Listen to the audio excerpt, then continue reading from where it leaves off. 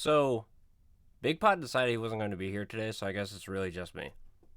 I don't know what I'm going to do with myself now because, I got nobody to bounce everything off of it. This is my first solo episode, so let's see how well it goes for us today.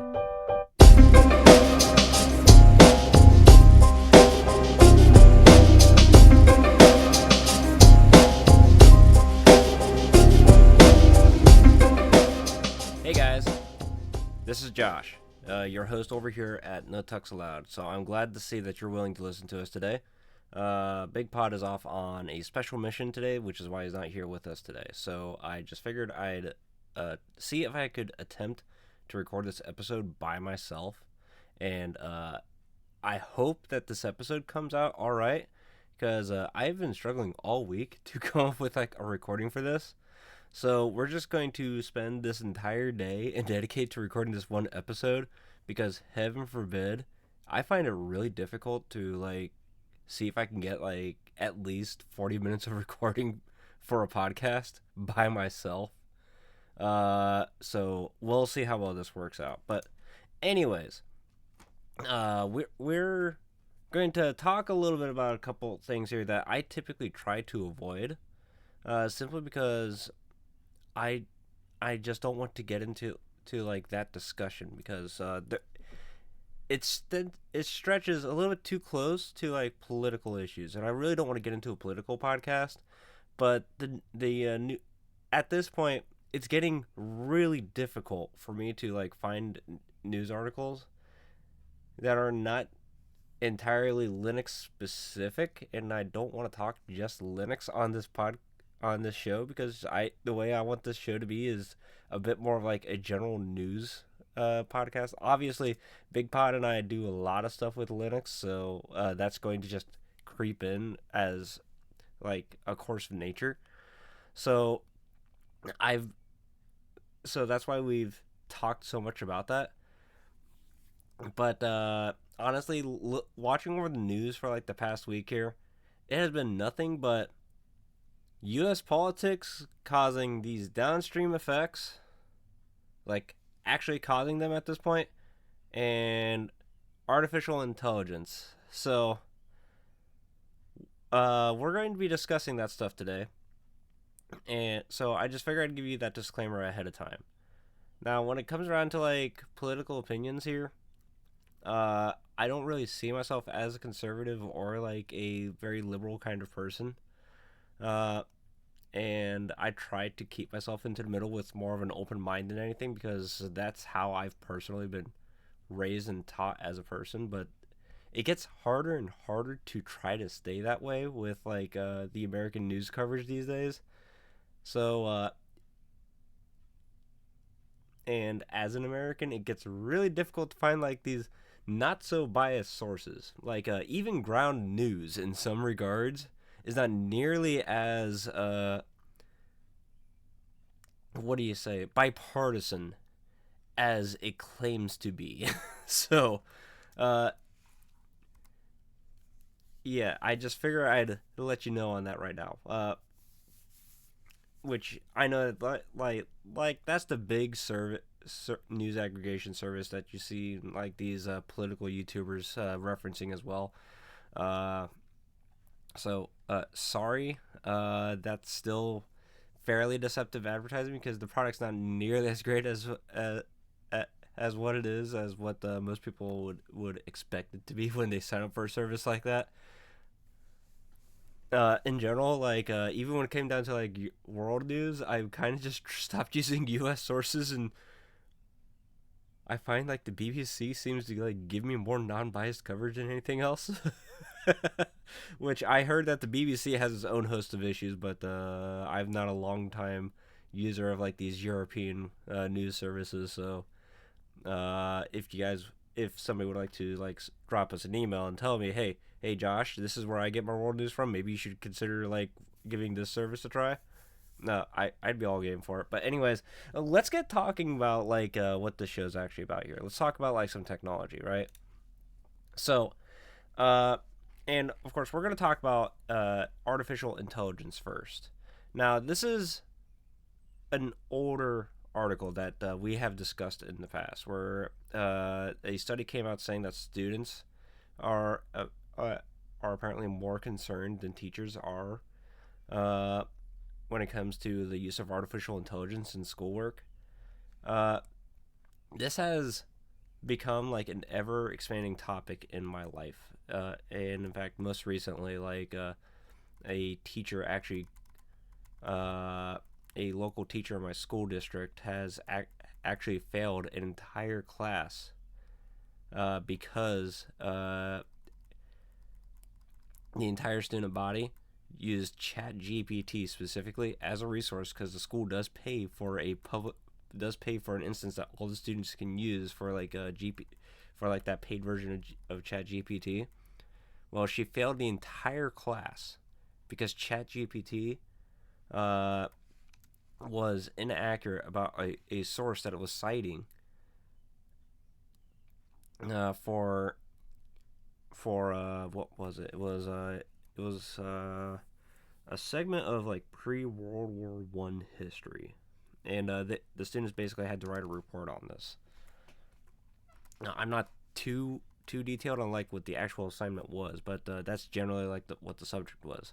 Lighted like the local newspaper only gave us like 2 paragraphs out of this because they're too lazy to actually like do some proper investigation anymore, and they, there's a reason why I refuse to like give them money, because they're not willing to like go deep into this stuff like they used to. But anyways, this has it's got me really thinking, like just like the drop, and like one of the things that like I found like the biggest value from like a public school infrastructure. Let's talk a little bit about my background, right? I live in a very small town, and when I was going through school, my student body was less than 100 students for my school. Very small classes. In fact, uh, I graduated out of a class of 5 people, and very small student body. Yes.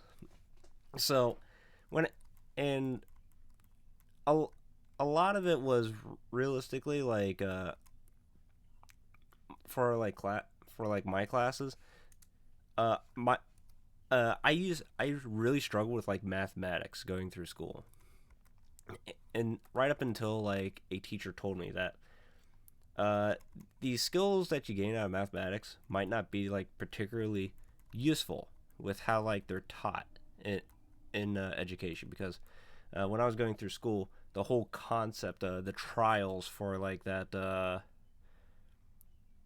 what do they call it? The Common Core math system.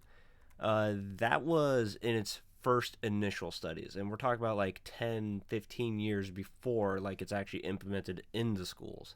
This is when like the concepts of like this mathematical system was coming around, and my teacher, the mathematics teacher that I had at the time, uh, discussed like these different systems of like these different approaches of like doing, I think it was long division at the time, and like the standard, I forget what system that they were using at the time, but like I couldn't wrap my head around it at all.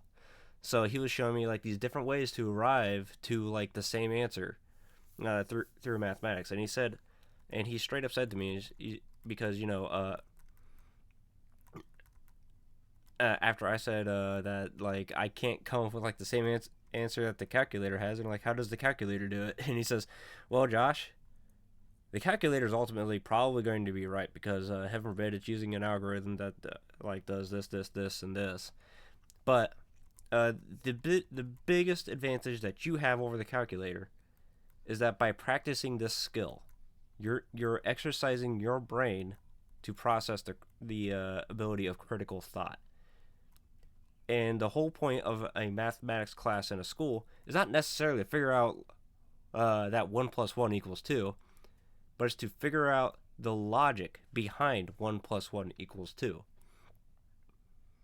And he went through like that whole process in explaining that to me.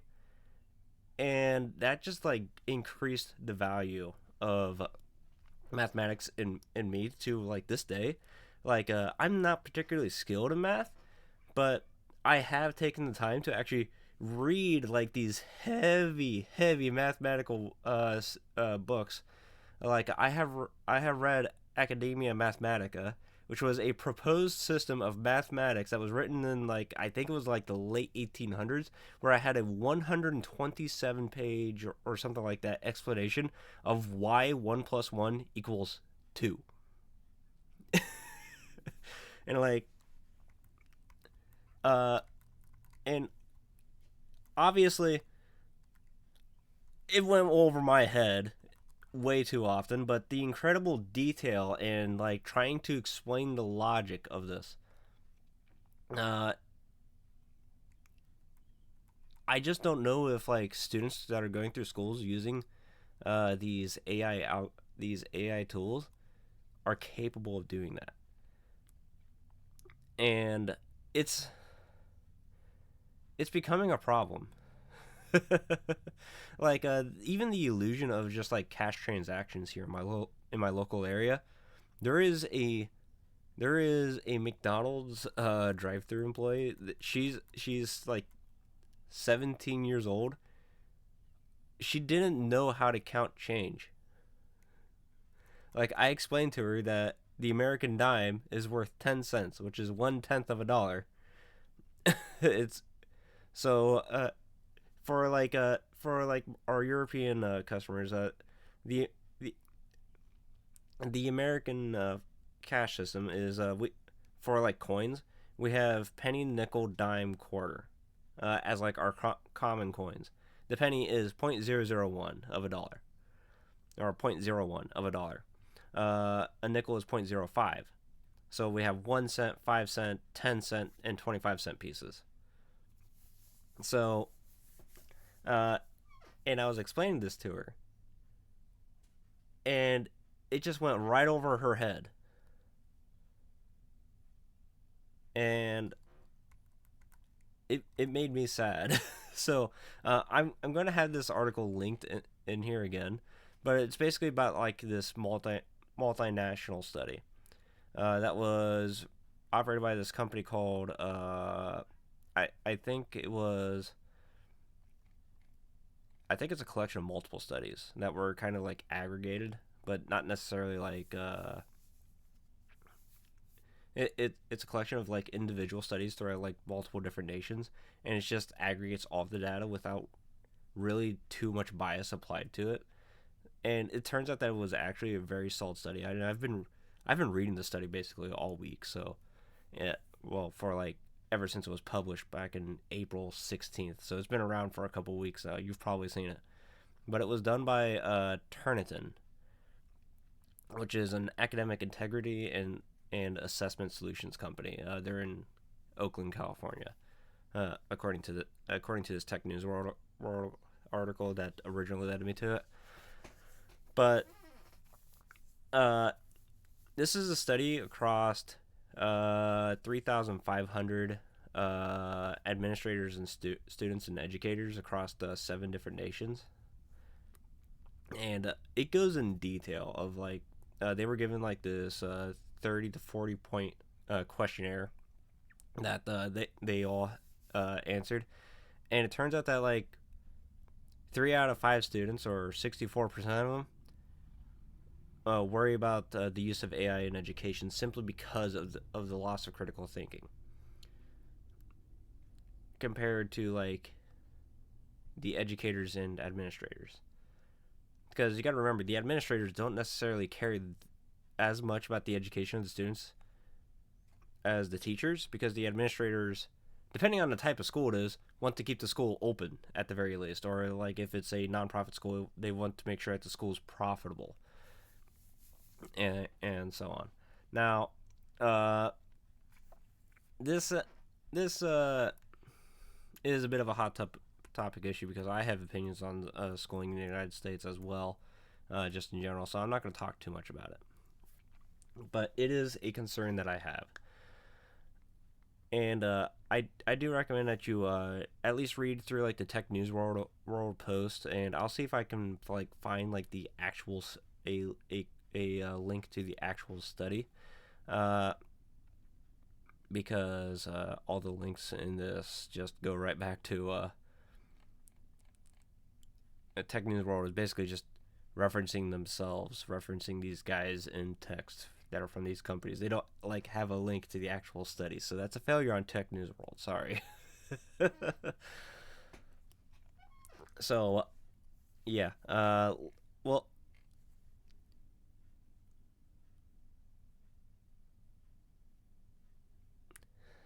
yeah, that's about what we can have to discuss about the artificial intelligence in this regard, because there's some other things we got to talk about here too. Like let's talk about like the U.S. tariffs, right? Now, obviously, this is probably going to be very politically charged, so I'll make sure that there's like timestamps in the in the show notes, so you can use to just skip forward in the episode if you just want to skip this, because I might just leave myself on a rant here, and I apologize ahead of time because I have opinions. So there's this store in Los Angeles called Kip's Toyland. They're effectively a toy store. They've been around for like 80 years. Is it's not like the oldest toy store in the world, but it's definitely up there.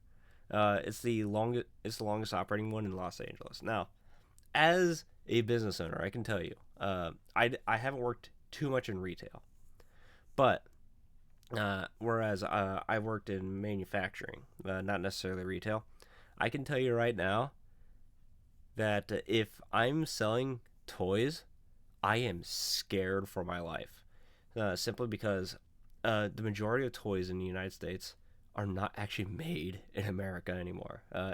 In fact, it's been that way since at least the mid 1900s. Sorry, guys. The toy industry moved to China before anything else did.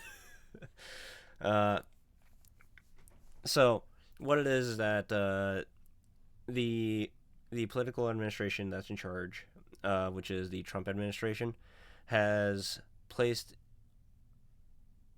a 145% tariff on Chinese imports, which means that your $1 toy is now $2.45 to purchase. Has is now worth $2.45, and this is leading up to an issue because nearly 80% of the toys sold in the United States are made in China. And there's simple logic behind this, not necessarily because, labor in China is cheap. In fact, there are many nations in South Africa that have cheaper labor than China, but China really did an investment in like being able to make the things that they need to make the things that we the consumers want to buy. What do I mean by that, right? So, a lot of toys are made out of plastics, right? So in order to, and they're made out of plastic injection molding.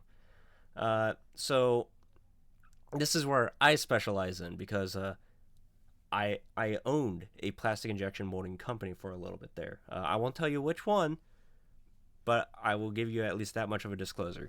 So when I would get a mold to make a product, the cost difference between getting that mold made in the United States using U.S. sourced steel to make that mold, because you don't want to use an aluminum mold because aluminum is not strong enough of a material.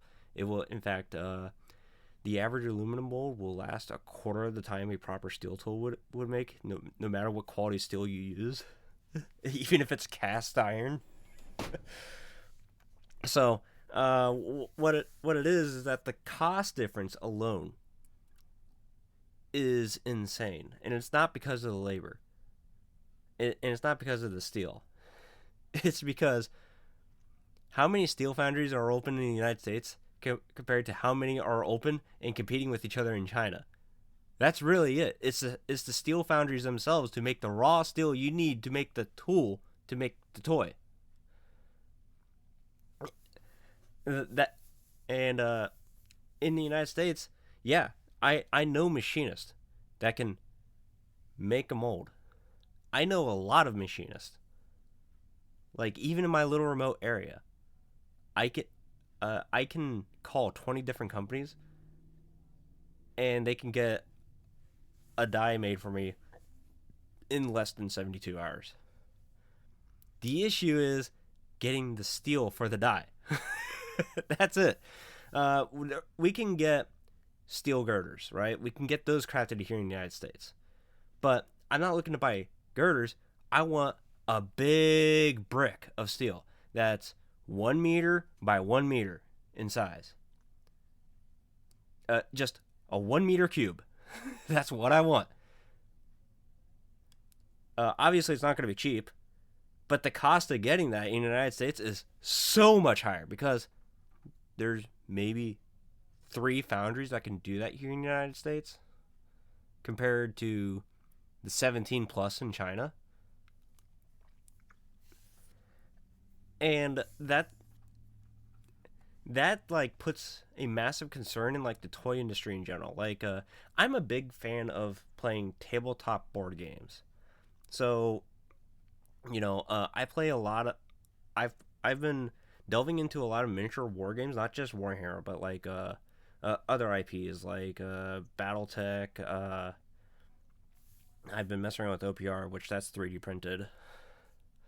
So for like the most stuff, but like other games, and that puts like a concern in my part here. For one thing, like obviously the largest of the miniature war games is Warhammer, and that's owned by Games Workshop, where they actually make their own product in England. So that's not necessarily China, but you can see like how much of a struggle it is for like these game stores to actually supply and stock Warhammer miniatures, simply because that's how Games Workshop conducts their business. That's a whole nother discussion for a completely different show. But it's just like running into like these issues with these tariffs, and like it's even when you're running like the toy. Think about how much money you make selling toys for a living, right? In like these retail environments. For one thing, you're competing with like the big box stores that people typically go to. You're like your Walmarts, your Targets, and so on. And then you're also competing with like these online retail services. Amazon is probably not the only one, but they're like the primary one in like my area. Like I have seen like local businesses shut down simply because Amazon exists. Like so, and it's not unusual to for me to just walk out to like a community event, just like ask them if they have an Amazon Prime subscription. Right? Like you'd be like the weird one to not have that, simply because so much in this area just doesn't exist. So there's like so many things that we can't get. Like the stores that still remain, they sell a lot of cool stuff that I don't have to drive half an hour to go get, and I appreciate them for being there. So if they sell it, I'll typically buy from there. But there are some things that I can't get locally, that I have to use services such as Amazon, eBay, and so on to be able to get. Like computer parts, for an example. I'm in the farmlands. There's no computer store out here. If I want to buy a computer, I have to drive almost an hour. And I'm like, no, I'm not about to do that. So that's been like a big. They're facing the competition from that, and nobody. And when you're working in a retail environment, you want stuff to be able to move across your shelves, right? You want to be able to put a thing on your shelf and expect it to sell at least within 2 to 3 months at the very most, right? Depending on like your business model and so on. So as long as things are moving on the shelf, you're supposedly making a profit. But how much profit are you actually making? Well, with these tariffs in place, It's a much smaller than what it was. But the general businesses, you want to be targeting more than an 8% profit. Because if you're only making an 8% profit, you're accounting for like inflation growth, which uh, at least here in the United States, are the Federal Reserve wants to try to keep around 3%, but you always want to bet against that. So you at least want to double it plus a little bit for like extra room. And then so that's like your minimum profit that you actually want to be earning. And at that point, you want to be able, but like my target for like my company is I wanted to aim for like a 20% profit, because at that point it's just like, what's the point in owning the business if I'm not really making any more money. Lighted, my rates were still far cheaper compared to like anybody else in my same industry. But then again, I was a new guy on the block trying to get some sales and some long term contracts, which ultimately they did get into. So that company is still running, and I actually sold my stakes out of it. To that way, I because of a whole other issue referring to like conflict of interest, and it literally came down to the point of, do I leave the company, or do I have to force 27 plus people out of the job?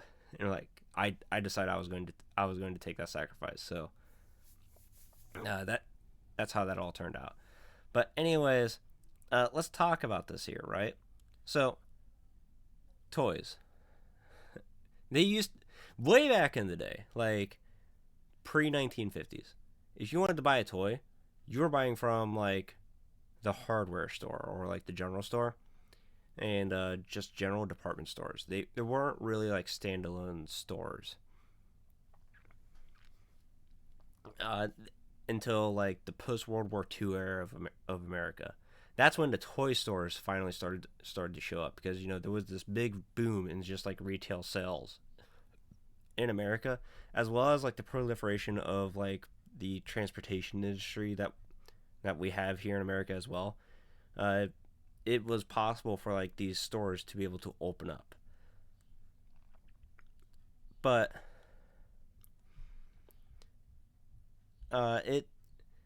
it's been like a uh, uh, a bit. It's always been a bit of a rough market to get into, because you're not really earning a huge profit number on toy stores. A lot of these stores that you see are ran more as passion than profit drivers. Lighted, the largest chain, Toys R Us, the reason why they folded was not necessarily because of lack of sales, but because they took a really bad deal on like trying to get into the e-commerce space. I think that if Toys R Us invested more into the stores themselves, they probably would still be around. But uh, it's it's an issue, because like with me playing like the games that I do, I go to like these game stores where like other people are passionate about these games, because I don't know about you, but I'm not playing Warhammer in Walmart, and the house that I live in doesn't really have a whole lot of room to set up like the play space necessary for Warhammer, which requires like a 6 foot by 4 foot space for just the board. But you also need like space to like put like additional units. You need space so you can walk around along with the person you're playing against, and so on. It's uh, playing games like this I really enjoy, because I'm playing with a person and so on. I know that like I can just jam video games and have probably almost as much fun, but not really. But I value the person to person contact, because what I that's where I basically get that, compared to like me working my job where I race around a factory and so on. But if we're looking at like these stores, uh, these are a bit of niche products, right? Like sure, you'll they sell like the Monopoly, but like the variants of Monopoly, like like the Superman Monopoly version, the Lord of the Rings, or the Attack on Titan version of Monopoly, and so on. Like those variants of Monopolies, those are typically what's sold at like the dedicated gaming stores, or like the weirder board games like Catan, the Resident Evil board deck builder game, Dominion and stuff, with all the Dominion expansions on the same shelf and so on. There's a lot of Dominion expansions. A lot of that stuff is made and printed in China, simply because China has the tooling to be able to do that. It and we never really invested in that here in the United States. Like I've been like digging into like seeing what I could do to get into like the at least dealing with like trading card game supplies, like card sleeves and boxes for like the decks. Some of those are made here in the United States, and like I could figure out how to like make a deck box, because that's just plastic and that's just plastic molded. Which hey, I know exactly how to get that. I know generally how much to get it, but like the actual plastic sleeves that a lot of people use for like these card games, uh, I can't find the equipment for that. Like I know the process of how it's done. I know that it's basically just two sheets of plastic that are sonic welded together, but I can't find a sonic welder that can make enough volume of like sleeves at a time to make it a worthwhile adventure. At least assuming that you didn't want to spend like $5 to $7 per sleeve compared to buying a pack of 100 sleeves for $5 to $7. And that's been the issue. And like the elimination of like the de minimis things are the struggle with that as well. Yeah, so that's been a bit of a concern that I've had about that. And let's talk about like something that I saw, which was good news. At least a year ago, that's getting to be a bit more of an issue today. Like so here in the United States, we have this when we sign up for a subscription service, we get the free trial. We run through that. We pay for it a little bit. Then we want to go and cancel. I'll use your gym membership as an example, right? We have a local Anytime Fitness here in our town, and I tried to figure out how. For one thing, it's a $25 per month subscription. You can go into that gym anytime. You can work out, get yourself nice, fit, and healthy. Make use of their showers and everything.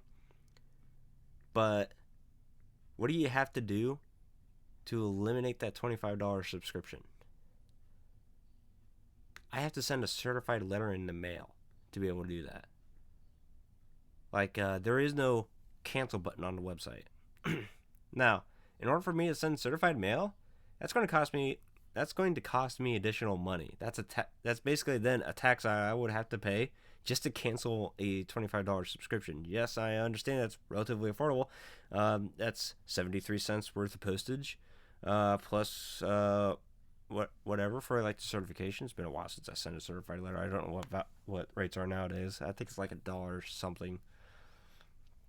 But anyways, the FTC, which is the Federal Trade Commission, or the company that's supposed to that sets like U.S. economic policies for like, hey, if you're going to be advertising something, you want make sure that the advertisement's at least relatively accurate as to what your product actually does.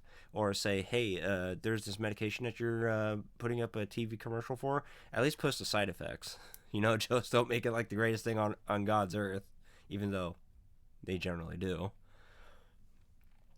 They have decided to delay their click to cancel rule, as they call it, or as like the media calls it, but it's really called the negative option rule, which is where it makes it so that you have a cancel subscription button in the same place that you would manage your subscription settings for one of these services. And they said that, hey, if you're going to sign up for a subscription on your iPhone, you need to be able to use that same application or that same website from that same iPhone to be able to cancel that subscription as well. Well, they have went to delay that after delaying it and delaying it prior. So it's just like they passed the rule, right? But ever since they've passed it, they've been postponing like its actual implementation. So it's just like, is this like, is there like a financial incentive to make sure that this rule just never happens, or what? Yeah. Well, anyways, that's basically what I've got to talk about with you guys about today. So, uh, if you have feedback on like how I personally did, or like feedback on like some of the things that I talked about in this episode, you can send us an email to contact@tuckspace.com. And of course, if you want to hop in and join our community and chat with us on Discord, which oftentimes I'm actually talking with people in the Discord if there's actually people in there to talk to. I've got a link for that in the description down below. And if you would like to further support like this show, because you got to remember we are doing this podcast the hard way. We're not using like Spotify or YouTube or Apple Podcast or iTunes as like our source of truth. We're hosting the entire infrastructure for our podcast, simply because I don't want to have to deal with like opinions in the future where it's just like, hey, I said something super controversial, and next thing I know, our podcast is delisted from everything. I want you, the listener, to be able to still be able to get our podcast from the same RSS feed, because I control everything that's being distributed to you. You can go to patreon.com/no-tucksallowed and just drop us a few dollars there. And by doing so, you'll get a higher bitrate audio feed, which for this week I'm going to be publishing as well for like the normal viewers as well. And you'll get like this special RSS feed too, where you'll get like our pre-show recordings, or like individual like drop-in discussion topics, like what I posted like earlier this week in that RSS feed.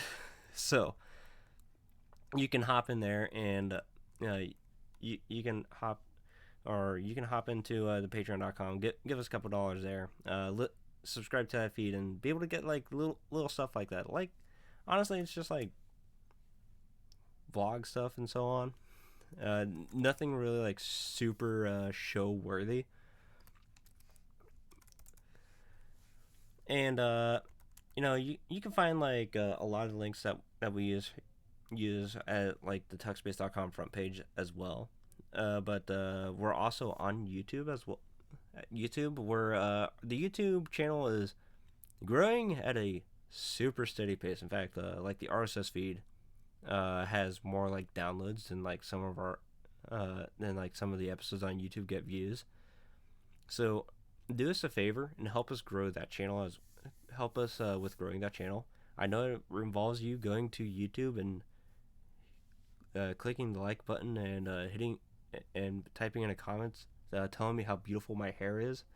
So I know that's really hard, but the more engagement we get on that channel, the faster it will grow, and help us monetize some of the things that way. Like this show can actually pay for itself, because I'm paying for a lot of the stuff out of pocket right now, and it's not much, but I'd like to have it self-sufficient if we could. But anyways, guys, I'm going to go ahead and wrap that up for the show today. So I'm going to go ahead and talk with you guys next week. Hope to see you there.